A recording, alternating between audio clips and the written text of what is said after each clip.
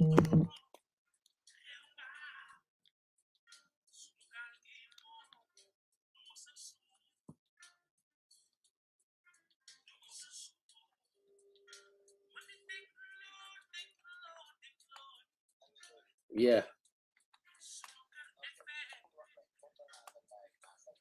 Lancé naa ko waaw. Lancé naa ko waaw.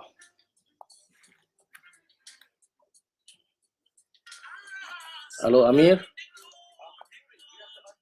No. You are in the waiting room right now because we cannot see you. You need to turn on your video. Do you have a video?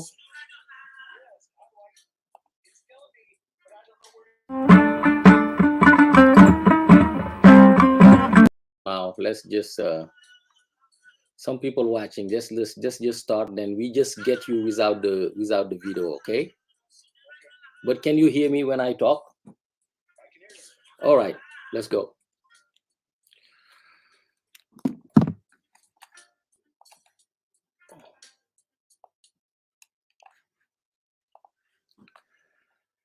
All right. Hello, everyone. My name is Mr. Diop. I'm from Senegal. I'm very happy today to present to you our first talk show, for our first televised talk show that we're hosting. I have my brother Musa Absad with me. I have Donatus Ojishe, who's going to be here also with us. And also I have Amir Abdul Jalil.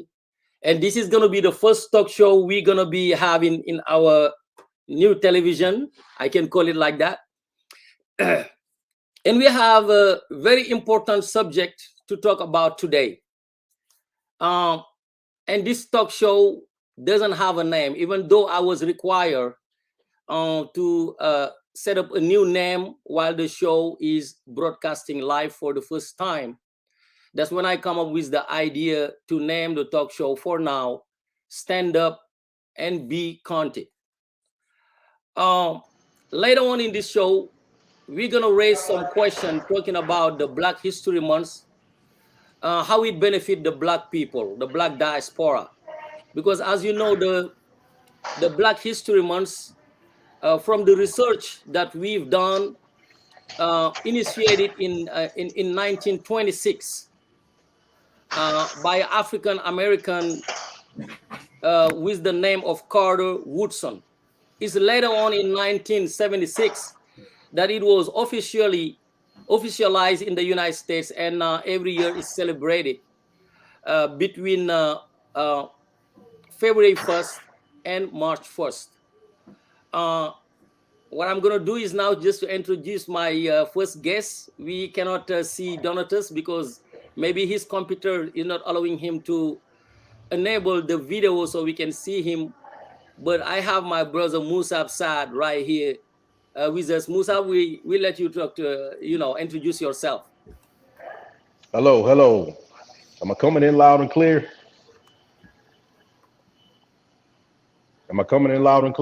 Yes, very clear. Oh, okay. Great. Hey, my brothers. Yes, nice to be here. Um, yeah. My name is Musa Absad. I'm a creative marketing director and very happy to be on this talk with my brothers, Joel, Donatus, and Amir. And we've kicked it around a couple times back and forth between ourselves and thought we'd bring it to the people. And it's being brought to the people on a lot of different levels and a lot of different platforms. So this should be a good deal. All right. Thank you, Musa Absad. Ojishe, can you hear me? Yes, I can hear you loud and clear. Too bad you cannot see me, but I think Yes. it's the computer on your end, not my computer. Welcome. Thank you for having me here. Mm-hmm. So, All right. regarding the Black History Month, this is a very good time to actually start this show. We've talked about it for a while, Mm-hmm. and as you do mentioned, the reason why we do not necessarily have a name yet is we want input of the audience. We want our folks to be part of the show. So it's not just our show; it's your show. Mm-hmm. So we encourage people to give us a name that will be ideal, name that will reflect our purpose. name that is all encompassing, because this is not an African American show alone. It is not an Mhm. African show alone. It is not a Caribbean African show alone. It is for all Black people. We will be talking about issues concerning Pan Africa. So, in the spirit of Pan Africanism, Mhm. in the spirit of negritude, we are appealing to the audience to come up with a name that will be all encompassing. Thank you very much for having me. All right. We don't have a name for the show. I know some will take this occasion to criticize us, but we are very, very open. And this talk show, as Odisha mentioned it, it's not a African show. It's not an African American show. It's not European show. Show is for the entire diaspora. It's just going to be like a show that we're going to unite all the forces to bridge the gap between us.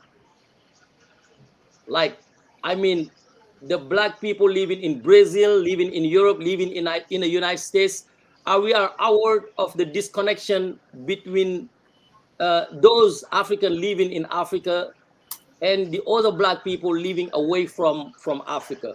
So this is the occasion for us to bypass those bridges and then just like get united to talk about our problem, political problem, and then also a cultural, religious problem, just to try to find solution. That's the reason why we created this show. The first question I'm gonna be asking you guys is linked to the months, because we start this show at the second part of the Black History Months. As you know, the Black History Months in the United States is from February 1st to March 1st. Today is the 20th, and we here sitting talking about the Black History Months. What does it mean to you guys, Black History Months? Sir. Well, yeah, Black History Month as a Black American means to me. Well, you keep in mind Mm-hmm. it's only been an official recognized event since the what 1976. 76, So yes. it's new to us as well. Yes. So as a Black American, it's new to us. So you when you take that into consideration, Mm-hmm.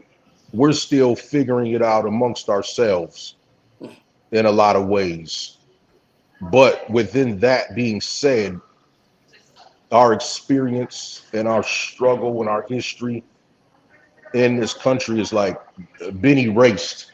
There's been a all-out effort to erase us, since the conception of the United States. And I think that's what it stands for more amongst the Black American diaspora.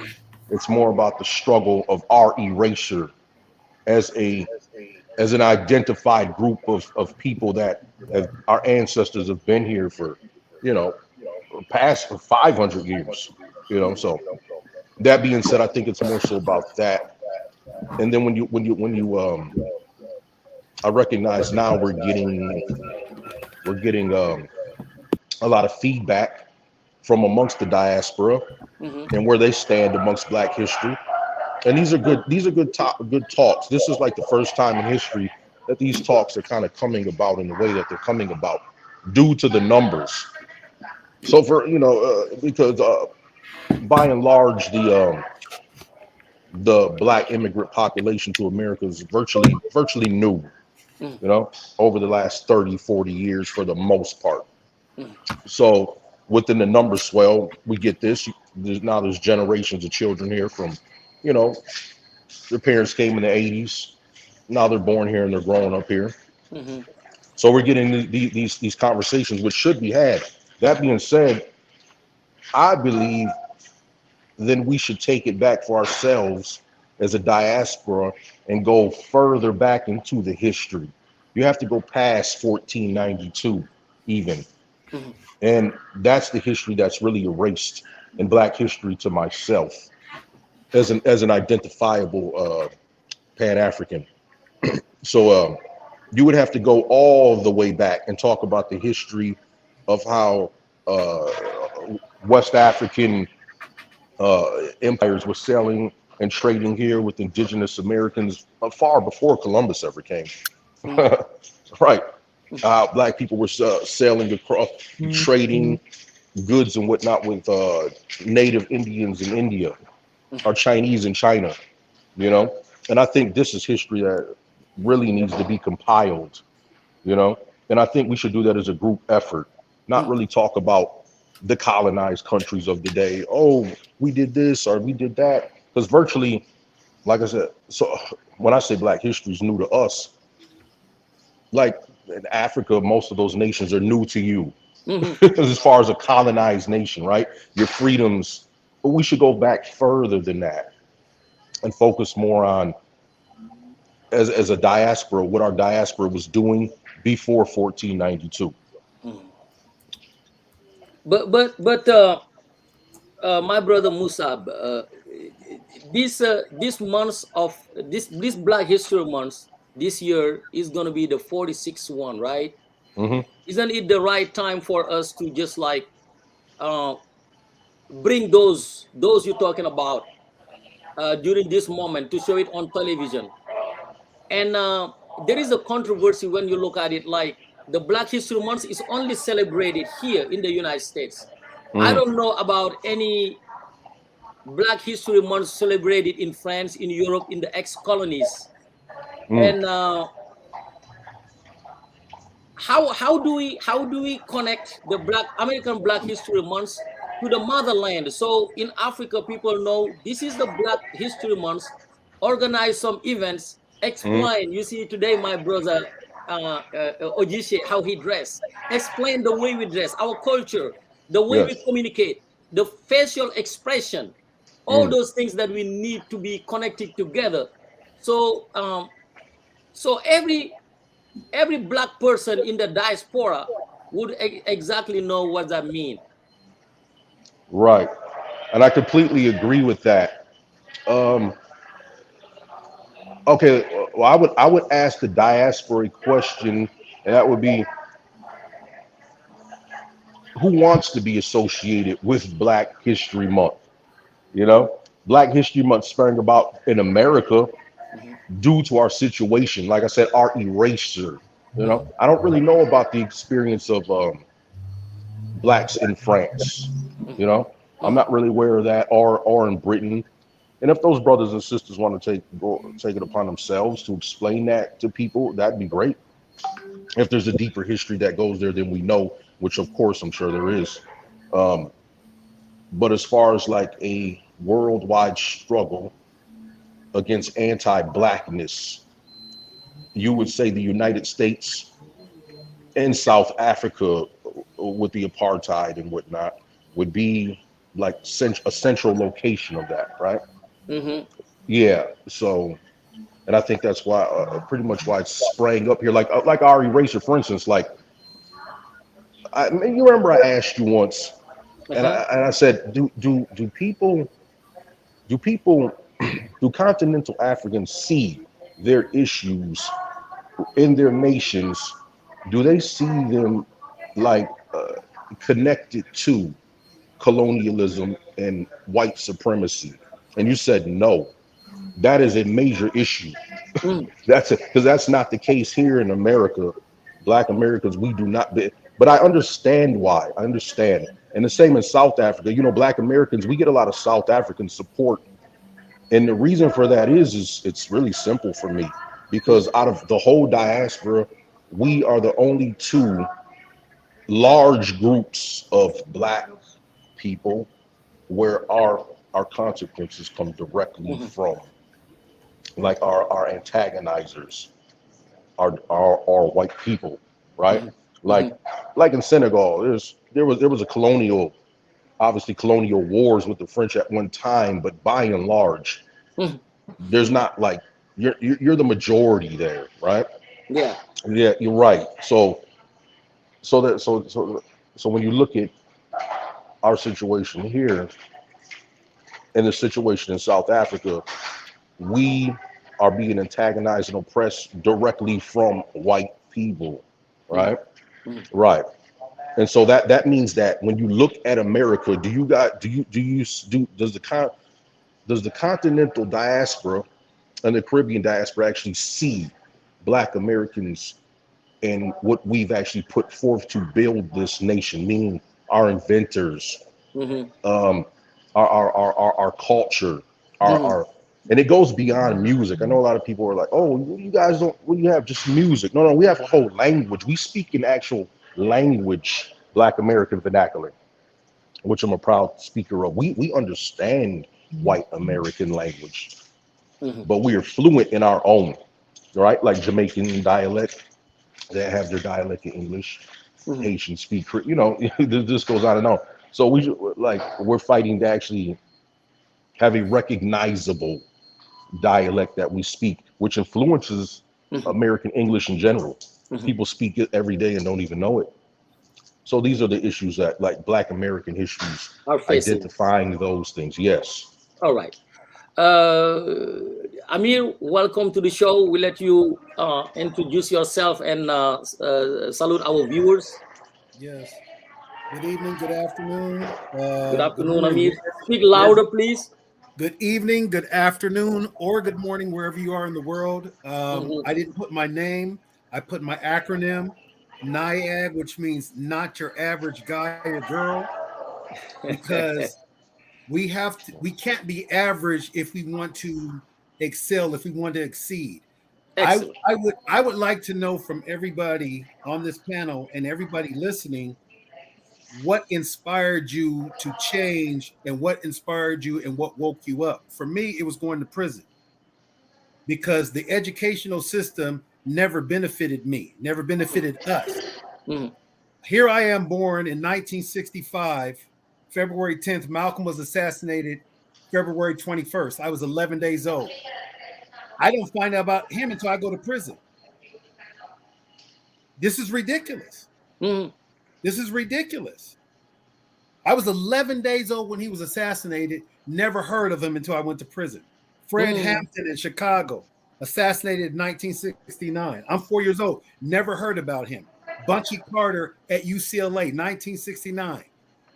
I wonder, do you realize, Saad, I want to address this to you, that there were 6 assassinations in the 1960s of Black people. 6 huge one. Medgar Evers, 1963. Mm. Malcolm, 1965. Dr. King, 1968. Fred Hampton and Bunchy Carter, both in 1969. Sam Cooke, I'm not sure the year. Because Sam Cooke was working with Muhammad Ali and Malcolm X.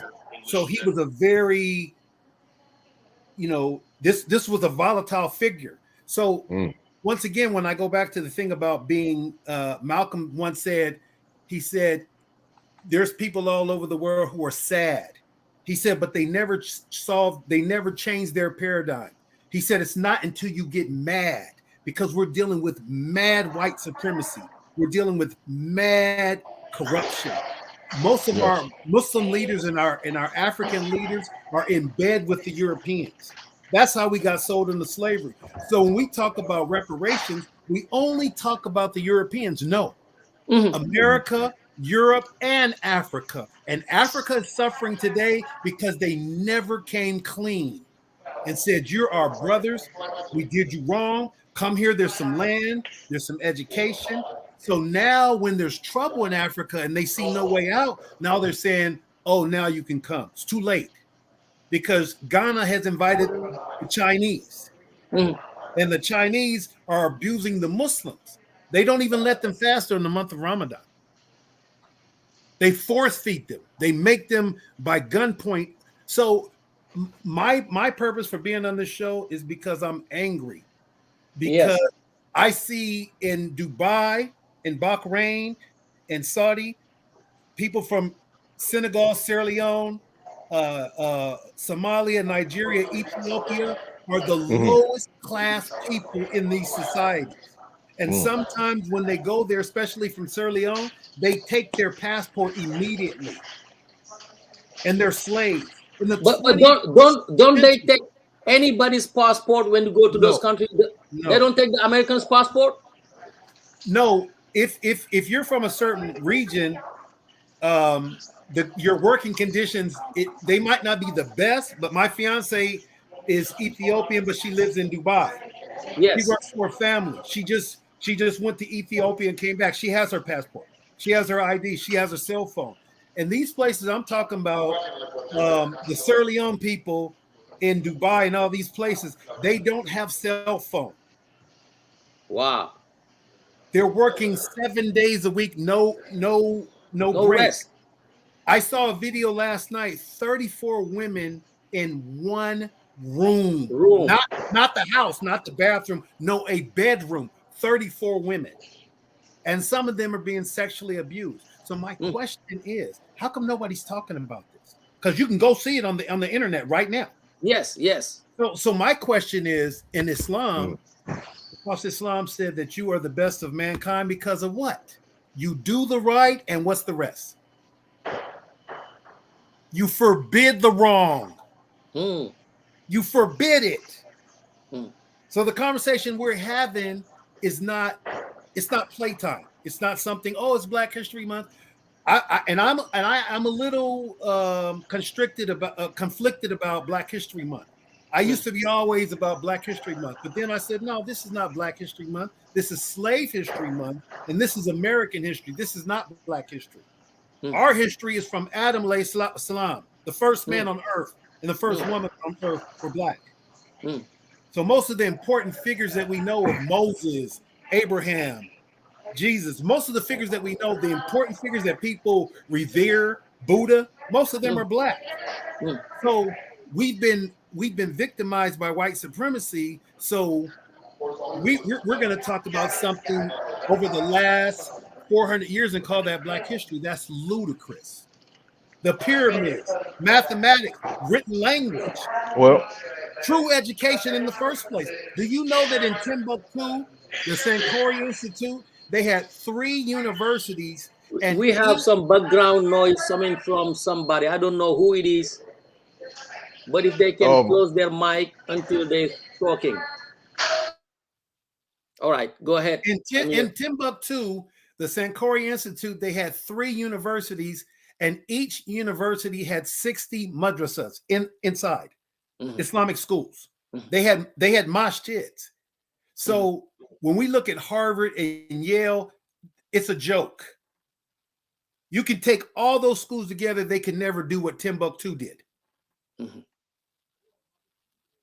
But Brother Amir, this is my input on this. Fighting against a system that's put in place require a lot of tools, a lot of knowledge. Absolutely. And this is the reason why we set up this show. I mean, if I can say it, we coming to this show not angry but wise. Try to use whatever knowledge that we have. Invite whoever we know. Gonna bring knowledge, not being anger. Because when we call back history, everybody's gonna be emotional. Everybody nowadays, they can be black, white, or whatever color you see, they're gonna be emotional. Because it's not only the black people who went through a hard time. There is also different other races. But we're trying to use the show just to talk about our history, bring knowledge, share whatever we can share for people, for our young generation to learn from it. When I say angry, that's rhetoric. Yes. I'm the happiest person that you know. I know that. When I say anger, I'm just talking about a psychological word to jar something. Yes. I'm not angry. I know. No. I know. Because I believe in the color of Allah. Yes. That whatever happened, Allah already written it to happen. You understand what I'm saying? Yes. So it's what you do off your situation. How do you respond to your situation? Exactly. How do you respond to your situation? Exactly. Let's hear from Brother Ojise to say his input about the Black History Month, about this show, about how we how we're going to use this tool that we have today to broadcast live and talk to people. How are you going to use it to bring knowledge and awareness? I believe, thank you for asking me to chip in into this conversation. Mhm. I do believe that the most important tool that we By the way, need, you look beautiful. You look, that's thank you, nice. sir. I like your outfit. Appreciate it. The tool that I think is most important that we can use Mhm, is knowledge. Knowledge is power. mhm, And then when we use knowledge, as far as I'm concerned, I think we need to decolonize ourselves while we use knowledge in order for us to achieve our objectives. And when I say decolonize, I'm not talking about just um, the European mandates, what Africa has been subjected to, and what Black people worldwide has been subjected to uh, over the centuries mhm, alone. It's not just a European mandate. Religion, as far as I'm concerned, is also a colonial tool. And I am talking about both religions that was used to colonize Africa. mhm. Islam is one of the religion, just as Christianity was used. Exactly. Now, I'm not necessarily saying that the religion itself is bad. Don't get Mhm, me wrong. What I'm trying to say is that the religion was also used as a tool of suppression, as a tool of colonizing people. Long before the European came, we had encounter with the Arabs. There was a period of time whereby there was a very good exchange of information and knowledge, and then there was a period of time whereby we have slavery of Africans by Arabs. And Africa is yet to recover from that Arab encounter, just as Africa is yet to liberate itself from the colonial encounter where Christianity was used as a tool of exploitation of the continent. mhm, So, in order for us to decolonize the African mind, mhm. we have to be very careful that when we apply knowledge, we should try to stay away from what was used to colonize us using both religion that did not allow the average African to aspire the way it would have otherwise, if not that we encounter both cultures. Now, I agree with you when you say that they have other races or other people that were also persecuted.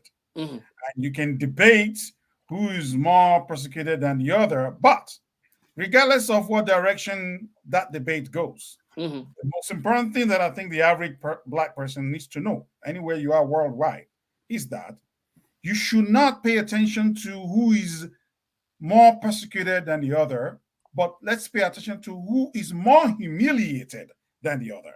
There's Mm, no doubt in my mind that the most humiliated race on the planet, historically speaking, is the Black race. mm. When I say humiliated, I mean you can persecute people without necessarily humiliating them. Humiliation of a people normally lasts longer than the persecution. Once you look down at a race of people and you humiliate them, if you stop the persecution, for example, slavery, Mhm. long after slavery is over with, the humiliation that comes with slavery continues. Yes, that's true. The trajectory of persecutions of other minorities, say, for example, the Japanese, well, you have a camp during the World War whereby they were persecuted, they were segregated, they have a camp for them. Mhm, But after that was over, because they were not necessarily a humiliated lot, they gained respect afterwards, that yes. persecution. The same thing with also the Hebrew brothers that were in Europe during the Yes. Nazi occupation. After that persecution, they gained respect. But with the black man, after our persecution, the humiliation continues. Why? Because the humiliation is way more potent than the persecution itself. Mm, So the black man remains the most humiliated lot on the planet. And we need to find a way to stop that humiliation. And one of the tools we can use, going back, is the education to know ourselves, to use the right tools, to be able to build ourselves socioeconomically, because until you become an economic force, you will never be respected. We can cry Black Lives Matter all we want. Every nation in the world will respect you when you become an economic powerhouse, the way the Japanese were respected when you become an economic powerhouse. The same way the South Korean were respected when they become an economic powerhouse. Singapore become an economic powerhouse, they gain respect. Taiwan became economic powerhouse, they gain respect. Regardless of what kind of humiliation the Chinese have been subjected to. Now, because they become a formidable economic powerhouse, they gain respect. That is something we have to put in mind. Humiliation, the way to end it is economic powerhouse. Before you can become an economic powerhouse, you need the knowledge. And you have to be very careful when you apply that knowledge. Set the sentiment of religion aside. Let's focus on the tools, because the Chinese are not Muslims or Christians. The South Koreans are not Muslim or Christian for the most part. They have some Christians among them. The Taiwanese people, the Japanese people, barely anything that has to do with Abrahamic religion in their realms. They have Shintoism. But in spite of the religion, they focus on building economy. They became a force to be reckoned with the electronics, with the automobile industry, and they gained respect worldwide. There's nowhere you go to, you don't find a Japanese vehicle. There's nowhere you go to right now that you don't find a Korean electronics. Being economic powerhouse is going to really help us to gain that respect that we do not have. Thank you. Thank you, Brother Ojise. I really appreciate your input on this show. I think Brother Sab has something to add because you raised many questions. Brother Sab, you have some answers about the question Brother raised. Yeah, I like to address what Amir was saying. Yes, Amir, I do know about the assassinations throughout the 60s and long before that. And what the diaspora should understand is that they have made a long time concentrated effort to assassinate, exile, or jail leaders who spoke anything of African unity. This is an effort, whether it be obviously the famous assassinations of Malcolm X and Martin Luther King and whatnot within Black America, of course, Medgar Evers, you know, and the brothers and the sisters. But then we have Walter Rodney, who was blown up in his car.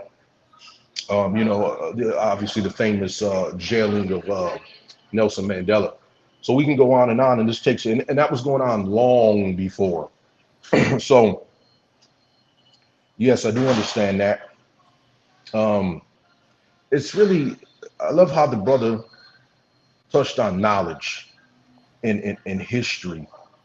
And we have to take one step at a time. And I think as a diaspora, we should really seek to understand ourselves and our history before colonialism, before, like I said, 1492, because these are efforts that have actually been sought and put against us. They put in a lot of effort to cover up and hide history. Actually like revise history, just straight out lie, you know, the straight out lying, right? So I think the African diaspora really is going to take a big part in this. For instance, like brother, your outfit, your garb this morning is beautiful, right? We should put in the context that Africa's a continent, not a nation. Mm-hmm. When you talk about embarrassment, do you realize people look at Africa as like some small nation or something, right? That can't get itself together, right? Mm-hmm. Mm-hmm. Africa's like a huge continent, right? It's with many different ethnicities. Everybody on Africa is not quote unquote black. You know, that's a lie. White and black people are lies, right? You know, European planters class have only been calling themselves white people since the 1750s, right? You know, they did it as a separation tool.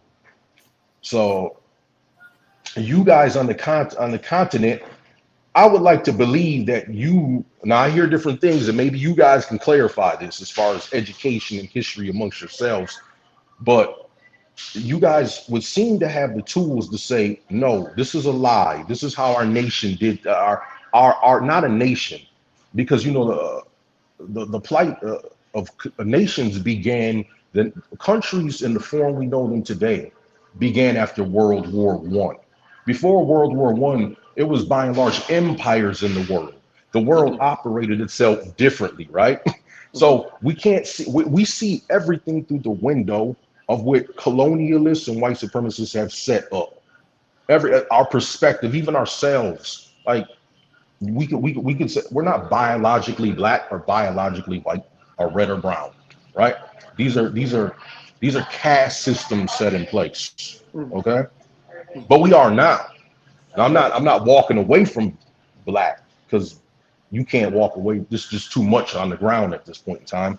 So we are black by culture, by relating our experiences, right? Foods, music, everything. There's just too much now. Now we're black. Okay. But it's important to know how you became black, how you went from being a Wolof to a black person. And I think you guys struggle with this as continental Africans. And I think you guys should be comfortable in that struggle and find like that struggle, be able to express that and say, because when a continental African says, and some have said, I'm not black. As a sociologist, I understand exactly where you're coming from and what you mean. Why would you give up 2,000 years of your ethnic culture, right, to come here and be black because someone told you you're black, right? I get that. I understand that completely. But I think continental Africans struggle with that concept of like, okay, I get here. I like to put it in this point. And see, it's all really you guys really have more power than you know in this whole grasp of things. I think you brothers understand, meaning just as a whole, right? Like our issues began in continental Africa. That's where they're gonna end as well, right? So, and it's not mean that everybody has to go back to Africa and live. It does not mean that. You can be a Pan-African and live anywhere in the world you want. You can be a Pan-African and not even be a black person. I would like to address that for those listening. Pan-African just means you are against the oppression and the tyranny of Africa itself. You want to liberate Africa, the land, from the resources of white supremacy and colonialism, because that is their advantage over the whole world. You don't think China's Pan-African? Of course they're Pan-African, in the sense that they're like, damn, Europe's been kicking our behinds for about 200 years now. You know what I'm saying? And it's all because they can get these resources from Uganda, from Liberia, from Nigeria, basically for nothing in return. Who won't win in the world if you're doing that? That's what Pan-African means. It means stop taking resources from this place so that the world can balance itself out, right? And somewhat live in peace, right? Okay. So you guys got a big part in that. So I don't know. Like I said, I hear different things as far as where Africa's at in its education and whatnot. So, and I'm sure that's everywhere in the world, right? Some people are going to know and some people aren't, because most people are just average. We're just average, right? People just want to live their lives and feed their families, and they should have the right to do that. But under the system that the world is in today, it's hard for a black person to do that. Being black, like for instance, that outfit that you have on, brother, your garb, right? Your cultural garb. I love how you're wearing that proudly. But here's the struggle. What we all have, Black Americans, Jamaicans, I don't care where you're from. We are chasing white status and we don't even know it. How we dress, how we talk. You guys come here. When you come here, they're going to put you in the ESL class, right? They're going to throw you, get in that class, speak like this, talk like this. Oh, then you hear our dialect and you're like, oh, well, don't speak like that. See, all that's really just jargon, right? So I get that, but it's about capturing who we are as a people. And that's going to take one step at a time. And it's going to take peeling back layers and layers of data. Like, do you realize, in the mirror, you might be able to relate to this, right? You should be able to. Okay. Do you realize most people don't even know what Pan-Africanism is anymore? You know, there's this attack from Black Americans, certain groups of Black Americans against Pan-Africanism. They think Pan-Africanism is you guys coming to America, right? Like continental Africans and Caribbeans. No. This is what they believe. They think that Pan-African means like we have to start eating fufu now. Who believe that? There's certain groups. Many what you call African Americans. See, I have a problem with the name because I don't believe that that's the name. No, Black Americans. From my information, there was a white man named Leo Africanus, and there henceforth the name Africa. So if we're talking all this knowledge, then why are we using the name Africa? I don't get it. Okay, I'll explain that too. I'll explain that. Africa That's true. Doesn't come from the person that you're talking about. Okay, where's the name Africa come from? Africa doesn't. Remember, it doesn't. I think it doesn't matter because it's a continent. I can't answer that question. What you guys need to also know is we don't control the media. We live in the world of propaganda. Yeah. We don't own no media. Even the social media that we're using today to communicate with among us, we don't own it. They'll throw your stuff out. All right. They put away many of our history, many of the tools that we used to use to communicate or to speak the same language. Now I'm speaking French, Ogisha is speaking English. We have some other brothers who speak Spanish and many other different languages in Africa. To me, what we need to be aware of as a human being, we are not different from other people. Wherever you go, you are a Black Muslim, a Black Christian, whatever religion you're practicing, Black people, the truth of the matter is Black people is being oppressed worldwide, just like Oyisa said. Anywhere you go, you're just talking about how they exploit the African in Dubai. They Muslims, but they don't care. What we have in common should not be using the religion to be another barrier that's going to separate us more. We're sharing something very important. And that thing is this beautiful color that we have. This is how we should recognize each other and helping each other, learning how to help each other to bypass all these things they put just to stop us, to make me different from you. You know what I'm saying? Even in the continent of Africa, some Senegalese people, I'm from Senegal, some Senegalese people may think that they're smarter than somebody from Ivory Coast or from Central Africa. Those are the tools that they put to divide us. When you come to the United States, there is a policy that allows more white people, they don't care about the religion. When the Western Europeans come to the United States, they're not required to have a visa. Why? Because maybe there is a policy that says we need to let more white Western from Europe come into this country, so we're going to keep to be the majority. And this is a reality when you look at it. But why should we always, like when you go to the Black communities, we are already separated. If you're not a Muslim, hey, I'm a Christian, you're not part of this brother, not to interrupt you, Job, not to interrupt. In silence. Bro, not to interrupt. I just want, when you said about Western Europeans, I just want to put out there, see, here's a tidbit that people should know. The country of Brazil. The country of Brazil was so Black that they paid white European people to move there. They paid them. They specifically said they want to whiten it up. So they got to go live there for free. So how's that? For a handout, right? I mean, you have something to add? Absolutely. I don't know how everybody responds to what they respond to, but I'm a Muslim first, yes, and a Black man second. I make that clear. I'm a Muslim first. So Palestinians, Syrians, any of them, they're my brothers. I'm with them every day at the masjid. I don't see black Christians as much as I do immigrant Muslims because I'm at the masjid.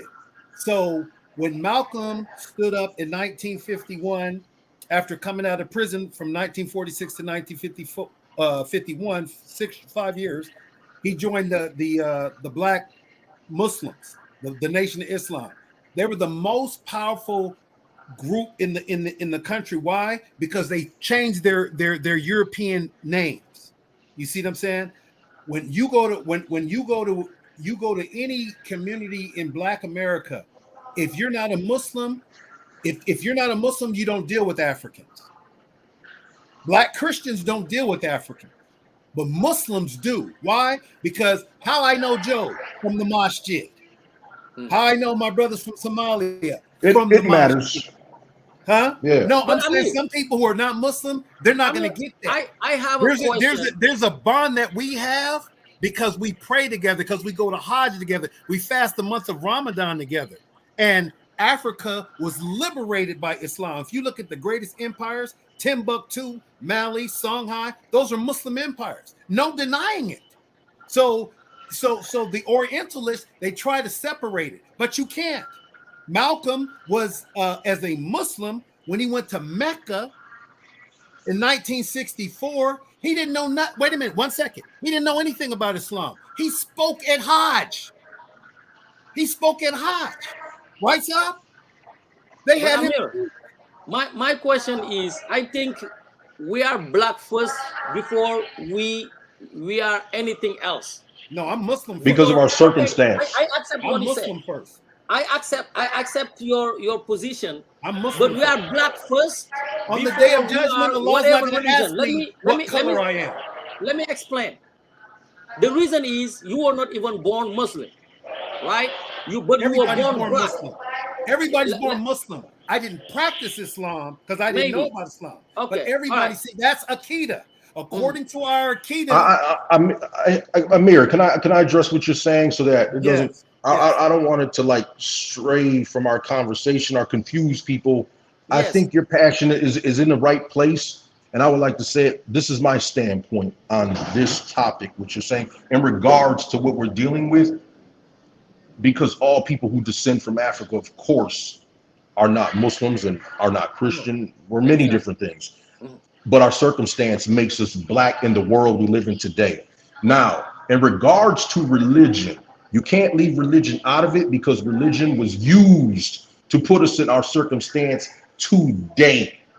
I'm talking 2022 AD. And that religion was not Islam. Okay? Yes, Arabs have done their wrong. Of course they have.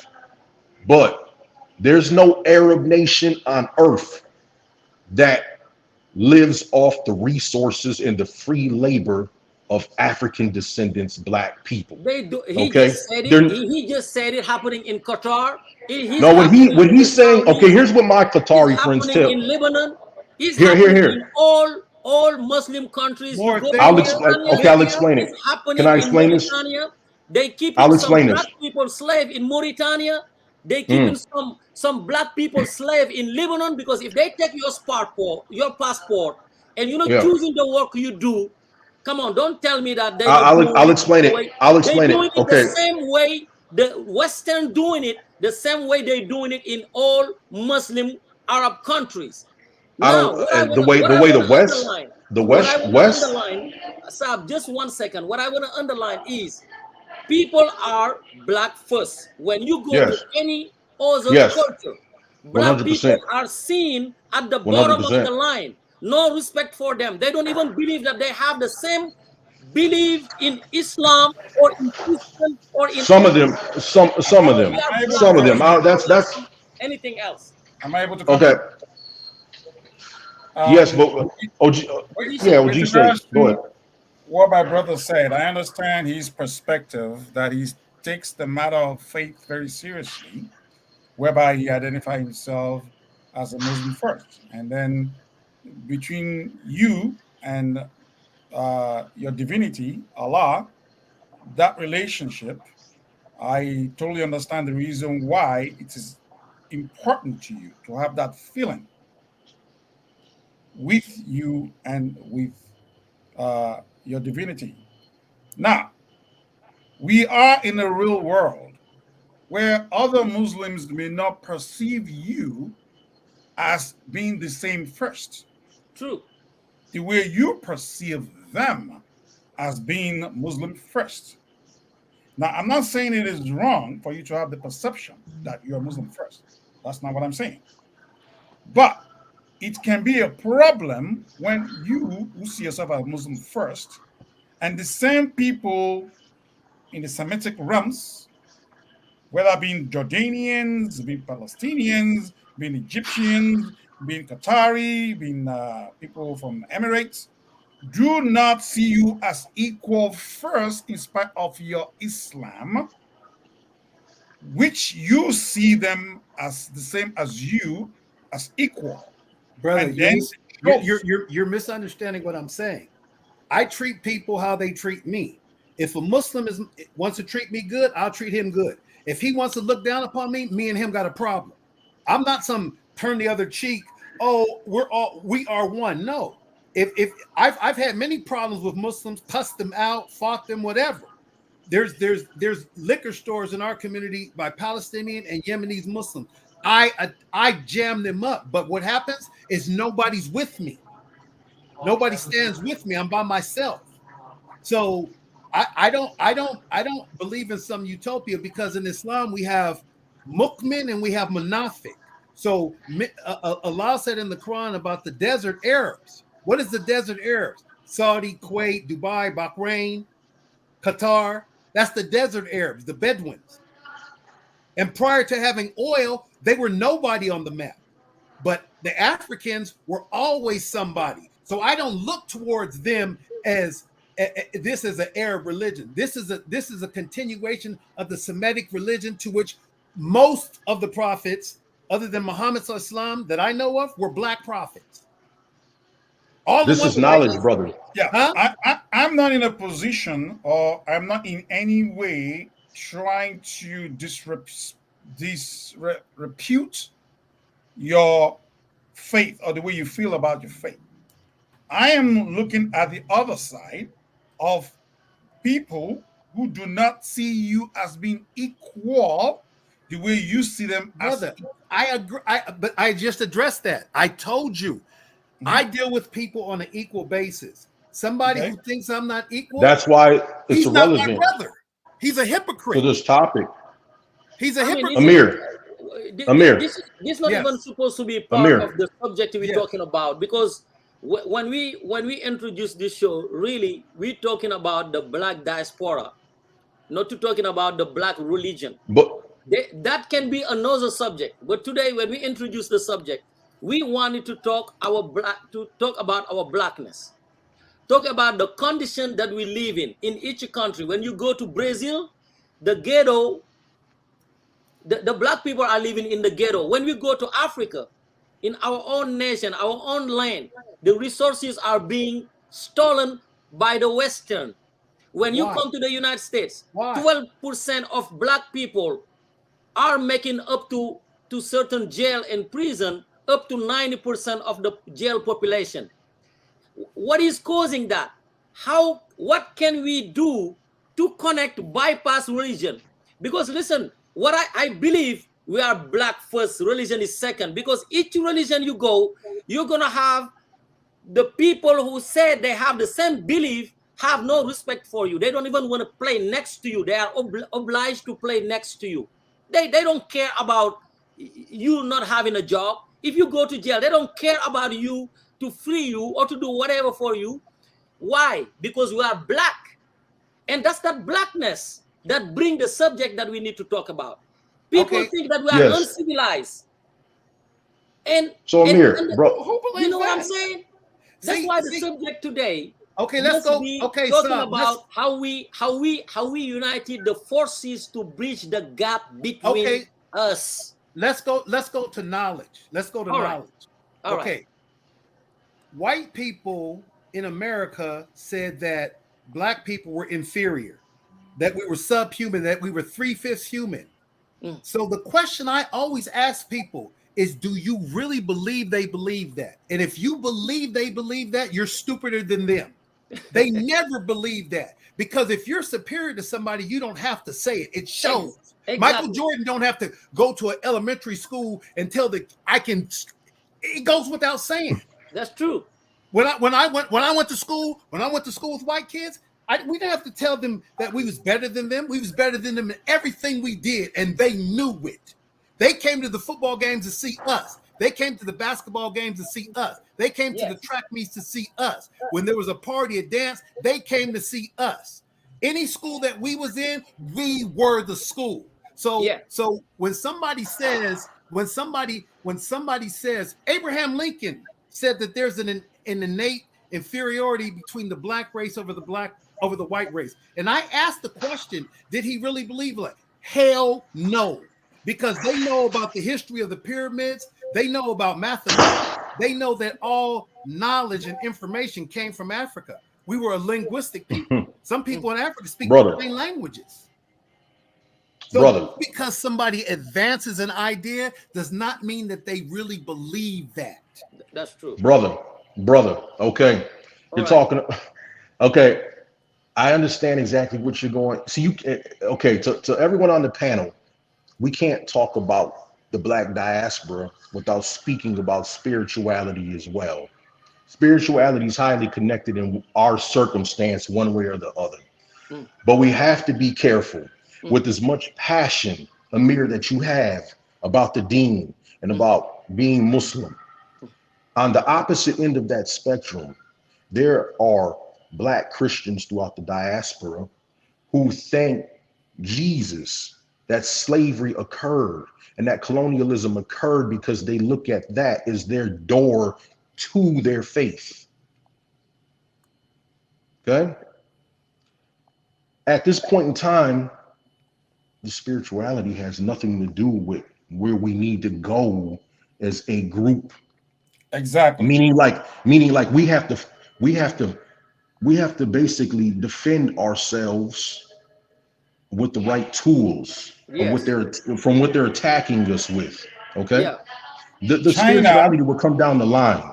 China is going to become the largest economic front on the planet. US is number one right now, and China is number two. It's just a matter of time. Yes.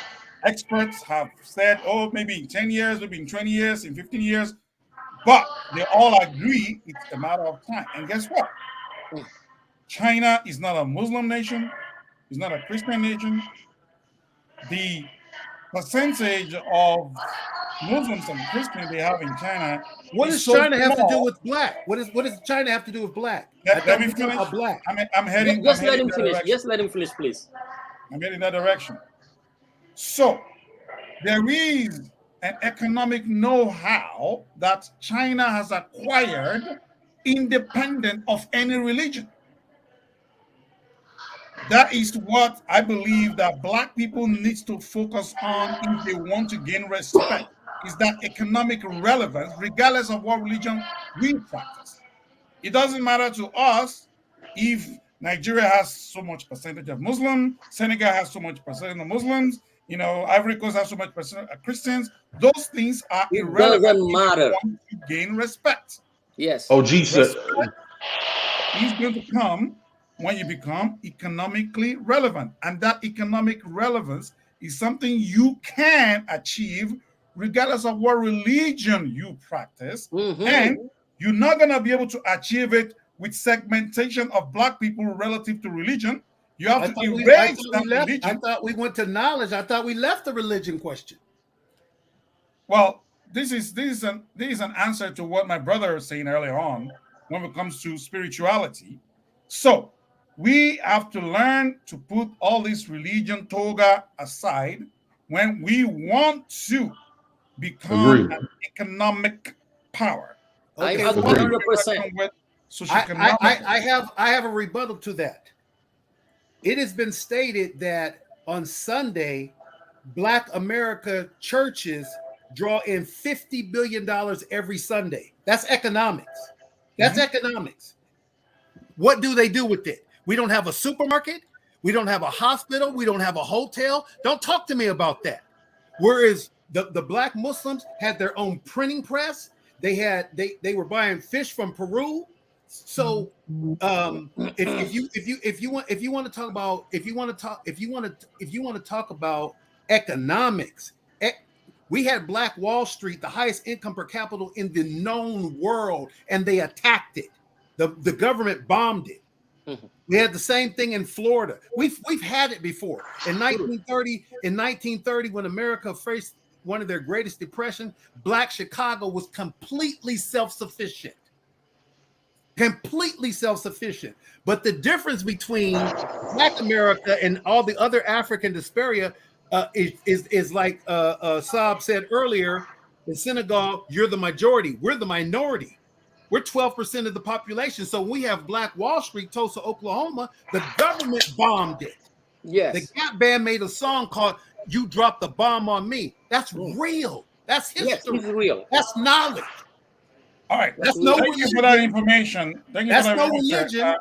That's and back to what I said. On Sunday in America, the Black church brings in $50 billion. You don't think the intelligentsia of our community knows that? Okay, now, Man.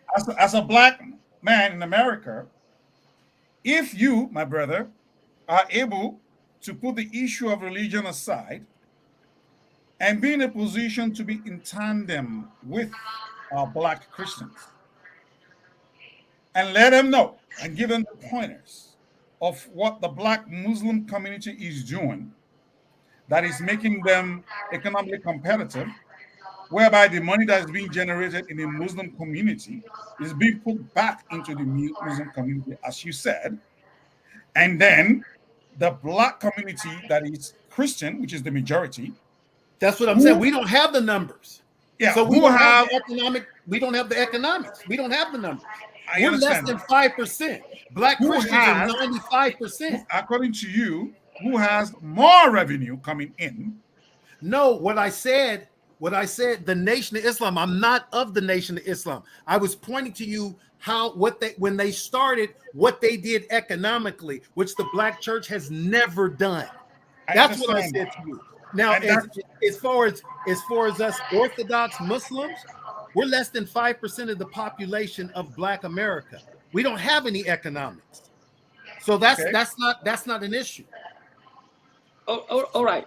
So where I'm getting at is that the knowledge that is gained from one segment of the community, Muslim, Christian, Hindu, what have you, that is Black, is totally transferable into another segment of the community if we do not allow the religious bar to separate and divide us. So that is what we are trying to say, is that if we as a people come together and totally put the religious or spirituality issue aside and find a common grounds to be economically competitive, we will be able to achieve this economic goal that's going to put us in a position whereby we become a economic force to be reckoned with, and then the humiliation of Black people will reduce. And Ojisie, I really agree 100% with what you said, because we have so many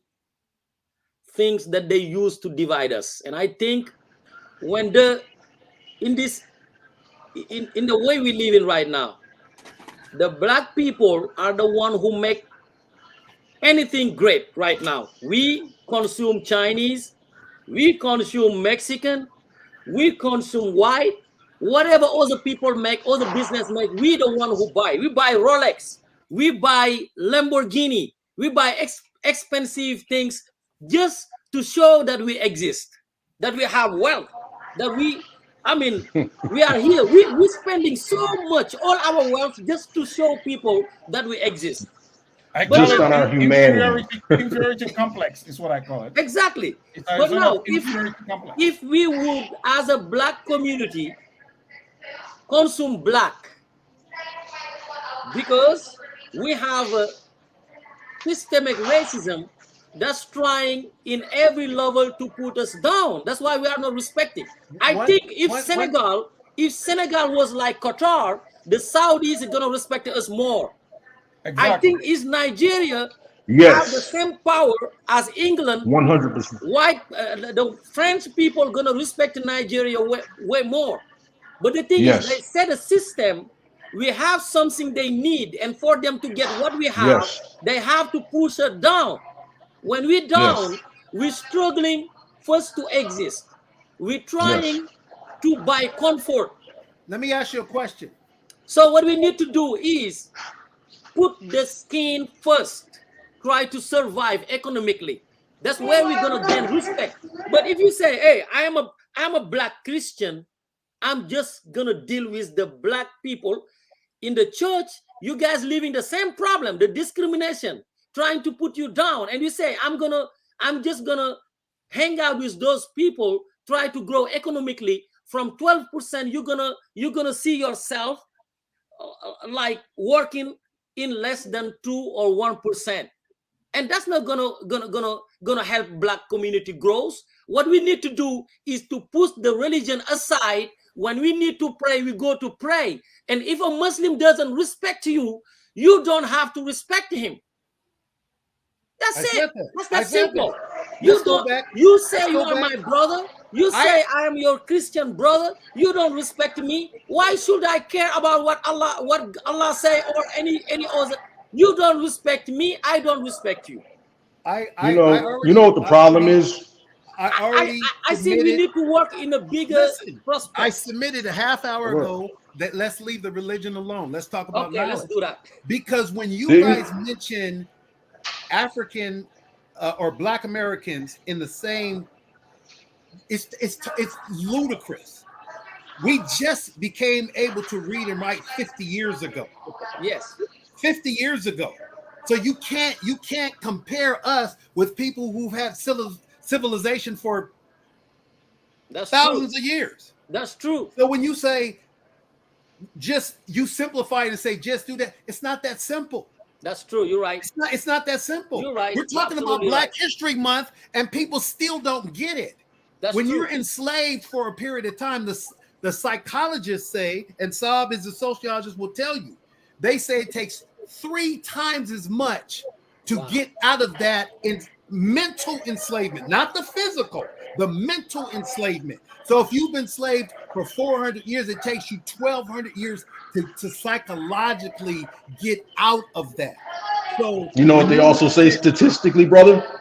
This huh? is what for OG. This is what they also say statistically. OG say they say it takes a family. It'll take you over 200 years, one family to climb out of poverty. Like so, yes, people are cheating in the world. Here's where I'm at in my lifetime, brothers. Over 30 years of Pan-Africanism, groups here and there. I love everything you're saying. G say you're absolutely correct. This is about economy. That is, continental Africans need to get involved. They need to get their business together. They need to open up their mind. And as far as their governments go, they need to get on board with erasing this problem in the conditions that we all have and share on Earth. Because people mistake bigotry for racism. Bigotry and racism are two different things. So this is like an Arab who doesn't like me is a bigot. He's not a racist. He's a bigot. I don't care. You can go to somebody. You know what I mean? Bigotry is someone not liking you. Racism is a system of oppression to take from you, and that person can like you. We have many white friends who like us, but when it comes to being white, they're always going to be white. Okay, that train's never late. That train's never late. I'm telling you, Very true. continental Africans, right now, you got And white friends at work and all that. guys, we That did train's an never late. hour. We did Amen. an hour and 18 minutes of shows. I think at this point we have 12 minutes left.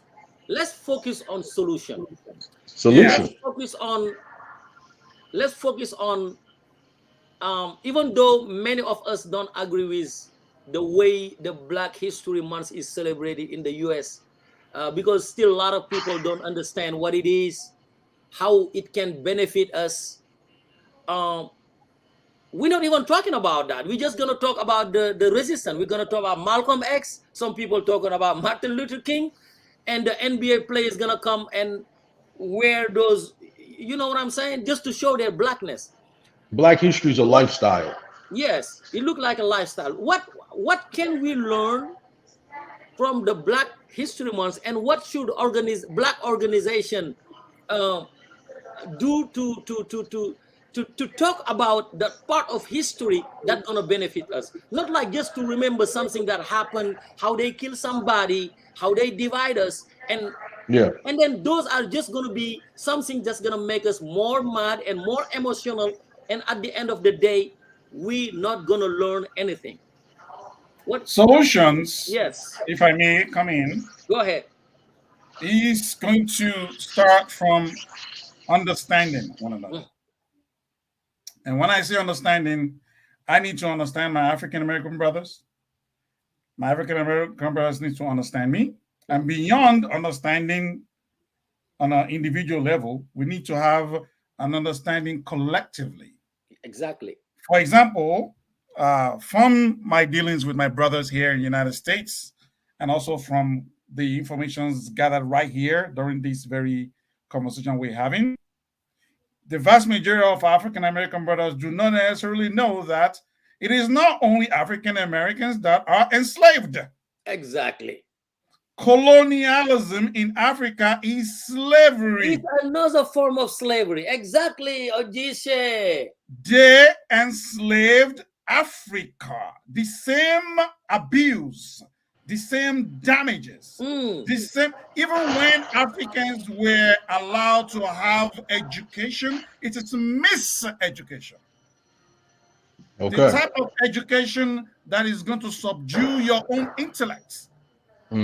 I know lots of Nigerians today that went to university in Nigeria, and when I talk with them, I realize that they are still suffering from that inferiority complex that they had, even if they did not have a university education. So the miseducation, it's not possible for the white supremacy that controls the continent for a couple of 100 years to just take off and then you become yourself that you will otherwise have been if they have not come to colonize you to begin with. Right. They left with damages. I'm talking about socioeconomic damages and psychological damages that for generations still needs to be alleviated before you can grow into the consciousness of your being where you need to be, the way God Almighty created you to be. I am one of the rebels. The likes of Yobe is one of the rebels. If you go to Africa today, you will be surprised the way the average African think, still looking to the European God.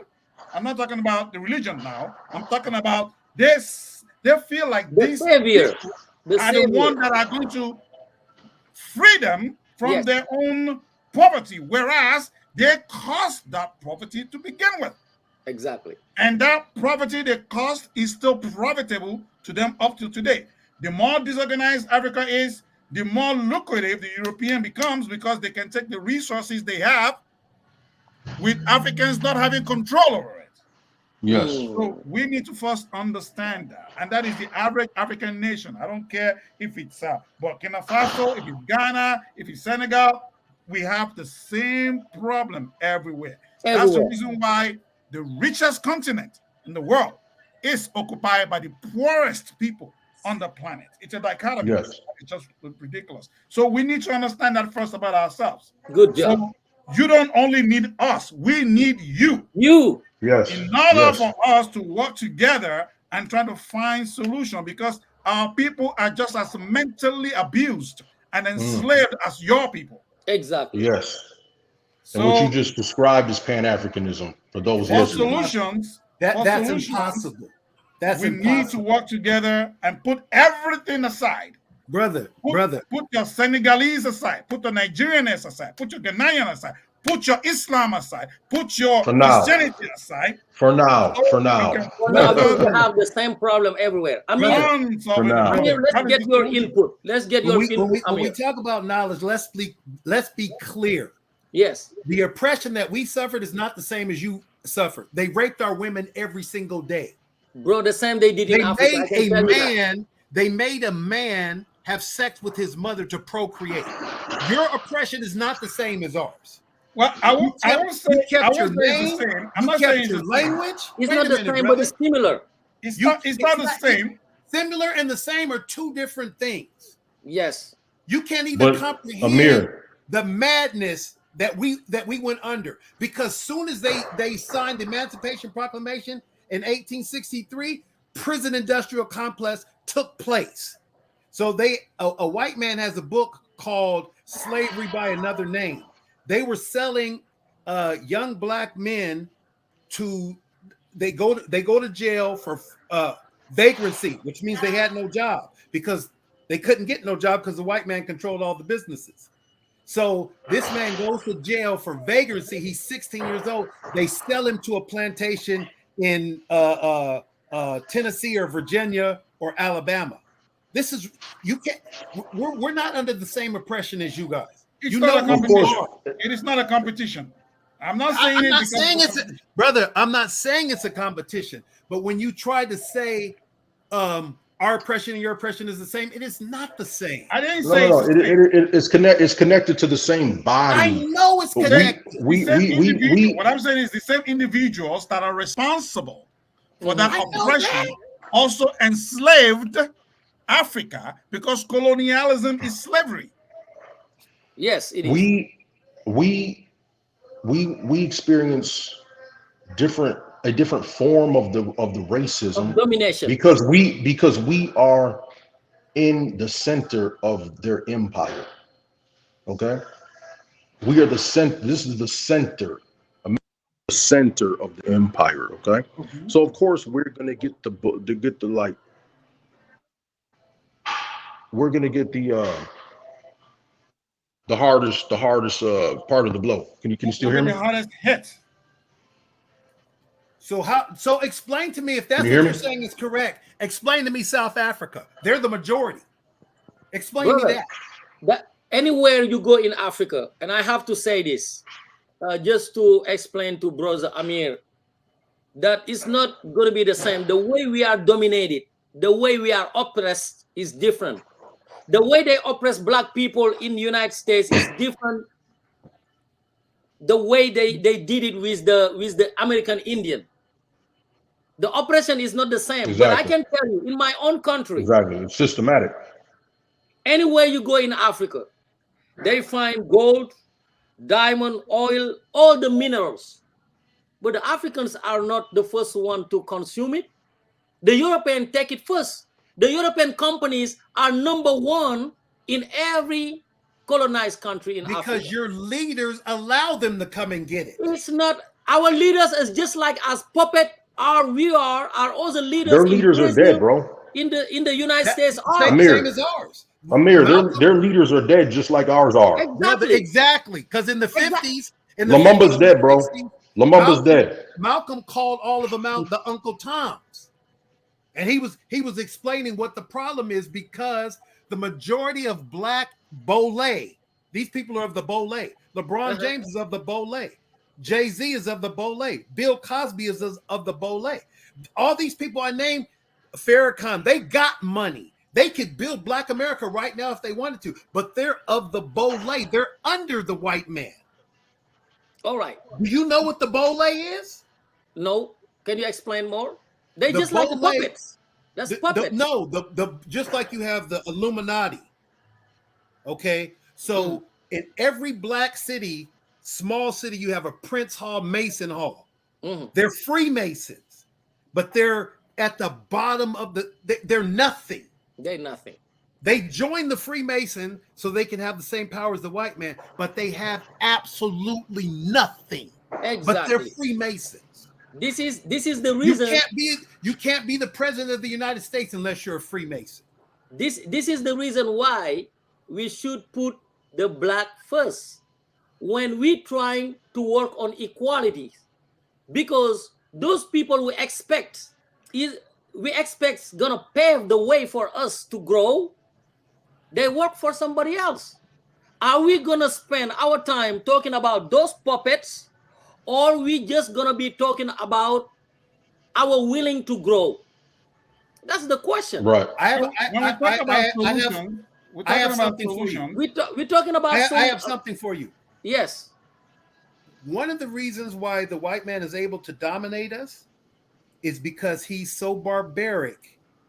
He'll shoot his mama right in front of you, and while you're shocked and holding your mouth, he's saying, "See, you're not ruthless like me. That's why you can't rule, because he'll do stuff that nobody else wouldn't do." You understand what I'm saying? Yes, So I when understand what you're dealing with saying, somebody like that, but it's beyond your comprehension. But in this 21st century, everything is about money, everything about economic power. What can we do as a Black community? How can we jump those barriers, those bridges? Nobody at this point. Nobody's dominating us at this point. Right now, we're giving it all away. Exactly, we We're give giving up. everything away. Everybody's trying to do his That's little No one's thing semantics. on the dominating side. us. When he's saying Everybody's trying to run dominate, away from he We're it. means funding our own oppression. We're Yes. funding our own when oppression when he today. says dominate, he's not talking about physical domination. They subjugated your mind, like he said. Everything is white. You want to be white. So Dr. Dre gave $70 million to USC. He's from Compton. He could have gave that to Compton College. So when he says you're right, That's just playing the game. giving it away, but that's because they've already controlled his mind. No, they don't. You know why people give in? You know why there's like puppets and whatnot and these kind of things? Exhaustion, man. Exhaustion. People are tired. They just want their lives to be easy. That's it. They're not dominating your mind. Everybody knows your status in the world. They're just tired, man. Dr. Dre's People are just average, man. How is he tired? He's a billionaire. No, what he's celebrities aside, I'm talking about your average person. We can accomplish what we need to. Exactly. I'm not talking about the celebrities. We're talking about we don't need celebrities involved. You missed the whole point. We don't need the celebrities. My point is what the brother was what our brother African brother was saying. What I'm saying is Dr. Dre, we're talking about education. He had $70 million. He's from Compton. They got a junior college in Compton College. He could have gave that $70 million to Compton College. He gave it to USC. Why? Because he wants a pat on the back from the white man. That money, that $70 million, nobody's talking about it because they don't need it. But Compton College, he could have revolutionized the whole school with that money. He could have done this and that, but that's just like one blade of grass in a big field. It's one of those examples that I'm just giving you an example. And we have many of those. I think at this point, what we need to do. You know what I'm more interested in? Dr. Dre, he has no power. OG say, Joe, I want your governments to get their stuff together and say, come on back. You guys take this territory. Black Americans take that territory. Yoruba take that place. Igbo take this place. No, they're not entirely. I'm talking about come back for free. Okay, come on back. We need your Black Americans. We need your engineers, your doctors, your athletes. We need everything you've used to build that place. Come back, build us. All of you guys who come here to get educated, bring that education back home. Let's build back here. Until we're doing that, all this is just talk to me at this point in time. But brother Sab, you know what I mean? Like, Brother Musab, I understand what you're saying, but like as a Pan-Africanism, when you believe in the Pan-Africanism, you don't need to wait until they call you. Okay? We're not waiting on anything. Hold on, Ghana called the diaspora, and we have so many Jamaicans, so many people from the Caribbean. They all went to Ghana. They are given lands. They are helped to adapt in the situation. They're learning the languages, and now we are in the 21st centuries. We have connection no matter what. There is some brothers and sisters now who get married because they know each other through Facebook, through Instagram, through Right. Twitter. So now is the right time Yeah, for it'll happen. people. I believe it'll happen. Yeah, it will happen because right It now is the will. time It to be will. connected, to bypass those that we just talked about, to eliminate some Hmm. subject and some word in our language and see I what wanna is I wanna put important. something out there. Huh? Before we go, before I go, I have to go in a bit. I just want to say this for the panel, for the audience, for Amir. Yes. Do you realize that Mm. the black Americans, we're the largest ethnic group on earth that does not have a stable community outside of our home country? Mhm. Think about that. We are the largest ethnic group on the planet that does not have a stable community away from where we are from. That is on purpose. Mhm. That is a scam. Mhm. They do not want us to leave this place. They want to keep us here because we are funding our own oppression at this point. Exactly. Exactly. Okay? No And one's dominating us. Now, on the positive side also, the African American community, to its credit, has the largest economic power for a single group of black people anywhere in the world. That's a lot of Yes. power. That's a fact. That's a And because they want to keep that right here. every other African community, you need to change their money that is being earned into the US dollar, which is far superior to their home country currency. And then when you put it and weigh it, you realize that on the average, the African American has some of the largest earning potential of any black community anywhere in the world. Now, that's a lot of power We're also. not as poor as it seems. We All need right. each other. All We We right, are need not each as guys. other. poor as it seems. All see, right, We're guys. just putting our money in the the wrong place. one of the problems that I see with these Pan-African, all these different discussions, is that there's no realism in understanding what these Europeans done to us. They made it against the law for us to read and write. And everybody just glosses over like we've always had education. They made it against the law. If you were caught reading and write, you would be sold to another plantation. You would be hung from a tree. They had 100 years of legal lynching. And I don't think everybody, Hmm. it breaks my heart when I hear people, they just gloss over it like it's nothing. They raped our women Hmm. every It's some. single It's day, something. It's something. every single day. So when you talk about the psychological damage, you're talking about hundreds of years of input, of just oppression. You think That that's just going to erase, Amir. evaporate in 50 Amir. years? Come on, man. It Amir. don't That's have the to be. reason we're not saying that's nothing. That's the I'm reason not why. saying you.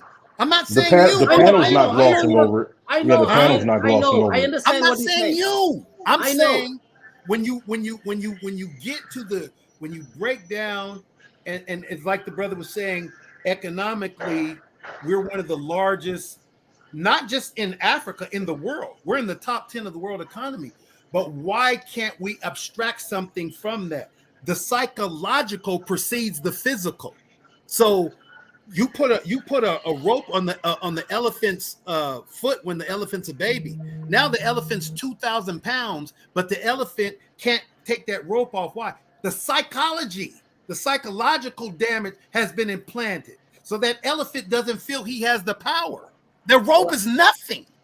All right. Yeah. All right, But guys. the We have to override that power, and the same applies to our Africans on the continent. When we talk about our leaders, it's the same nonsense, whereby they are presidents, prime minister of a country, sitting on a pot of gold.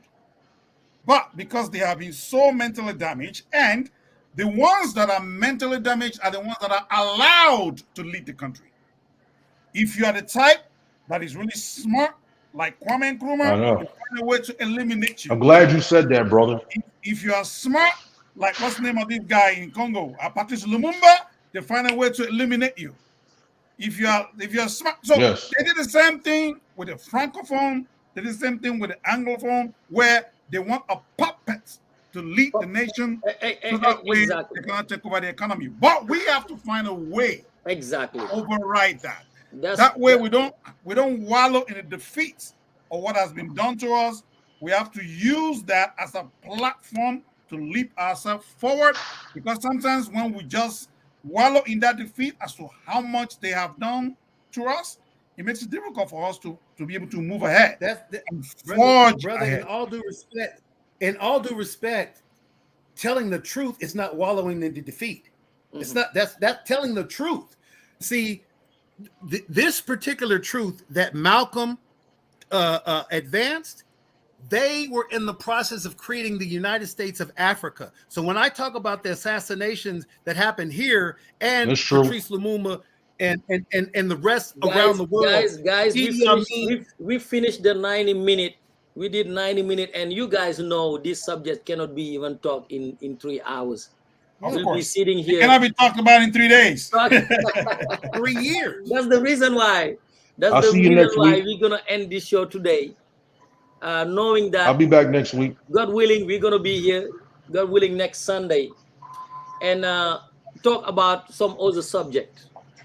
Now we need to limit ourselves to the subject we're gonna be talking about, guys, because I can sit here for 3 hours talking to you, explaining to you how the French colony did what they did to the 14 African colonies in West Africa. I can sit here for 3 hours and I will not finish, believe me. So what we need to do is prioritize and try to find solution. We don't want to be crybabies. We're not here to whining. We are here. Once again, telling the truth is not being a crybaby. I'm not talking about you, Amir. I'm whining too. I'm talking about us collectively. I'm talking about us collectively. We tell the truth, we're crybabies. No. I know it's good sometimes. What is the Jew? I know, brother. I know it's good. Brother, sometimes tell me what the Jew says about the Holocaust. They tell their 5-year-old children. They say never again. They say us against the world. Yes. But when Africans say it, it's crying. How? No. I say, I'm not saying that we're whining. I say we don't want to be sitting here whining. We can talk about whatever we can bring from history and see how we can learn from it. Because the most important thing at the end of the day is what you can learn from this. This happened, what we're going to learn from it. This is what they did in Africa, what we're going to learn from it. We are not different. We are just different. When Malcolm was in prison from 1946 to 1951, he said, when I get out, I will spend the rest of my life fighting the white man, the white supremacy. And that's what he did until the day he died. And that's my goal. So it's not whining. This is history. All right. This is history. All right. We're talking about Black history. This is Black history. That's true. As a human, this is Black history. Like we said it in the subject, we posted it online. As a human, we know we are not different from other people. We are just like everybody else. We try to keep ourselves grounded and avoid to invent some false reality in an attempt to play catch up. We cannot catch up what we've lost. Let's try to focus on solution. How we stay grounded, how we stay authentic, how we stay real with the truth about Africa. How do we stay connected with all other countries, the Black Diaspora, and learn from history? Those are I think, the most important thing that I think we need to focus on. And as we say, unite the forces to bridge the gap between Africa and the other part of the world. Now I'm going to give each of you guys 30 seconds, just for the goodbye. I'm going to start with Saab. Musa. Yeah. Thank you. It's been great. Yeah, I'm on the road. So sorry about my backgrounds, and I'm just I'm working, so I travel for work. But I'm glad to be here, and I'll see everybody next week.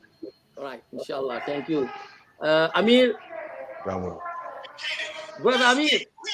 That's the plan. Troops refuse to fight. No matter of fact, Needless to say that we would rather switch than fight.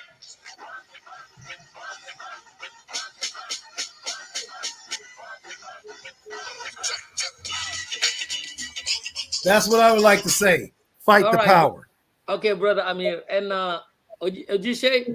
Any power. Yeah. European power, economic exploitation, any power, fight it. Fight it. And All if right. you're not, if you don't ground yourself in knowledge, the brother said something earlier very profound. He was talking about the people who went to the universities in Nigeria, and they're not educated, they're trained. You Yes. could train a monkey, you could train a lion, you could train They're an elephant. miseducated. Educated. Miseducated. So until we educate ourselves, thank you you, Amir. cannot fight this. You cannot fight this battle. Thank you, I agree Amir. with him on Ojishe, your last word for the show today. Thank you very much for having me. And as we've mentioned, we have to focus more on the solution to our challenges. It's okay to address the challenges as we've done today, but hopefully in the next shows, we should be more strategic and focus on solutions to the problem. All right. I can tell the listeners that in this show, we're going to be inviting doctors, professors, civil rights activists to ask them questions. And all those people that we will be inviting in this show is just to talk about history, but also what we can learn from it. So thank you for tuning in.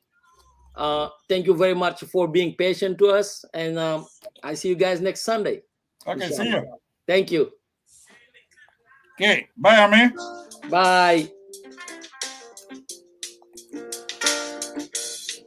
When you put your walk down, it's in a gang